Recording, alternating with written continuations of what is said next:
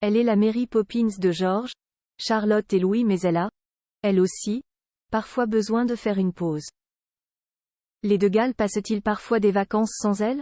Le magazine OK donne la réponse dans son édition du 17 octobre. Vacances pour tout le monde, que ce soit en France ou au Royaume-Uni. Les enfants vont pouvoir souffler au cœur de leur premier trimestre.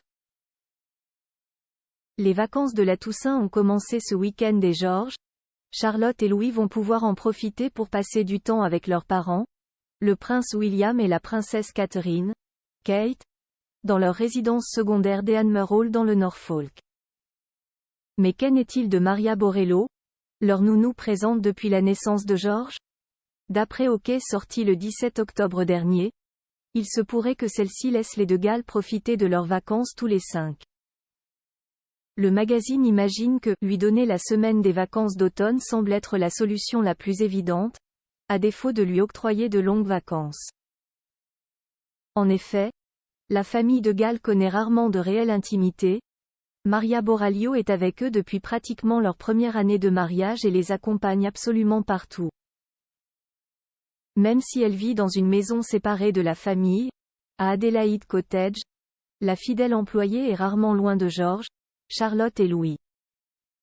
Il semble toutefois que pour les vacances de la Toussaint, la famille se passe de ses services.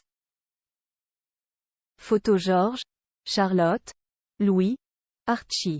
Les vraies stars de la famille royale. Sport et nature au programme pour George, Charlotte et Louis. Les activités que devraient pratiquer les enfants des futurs rois et reines consorts au cours de ce congé automnal pourraient donc être similaires à celles dont ils ont l'habitude de profiter.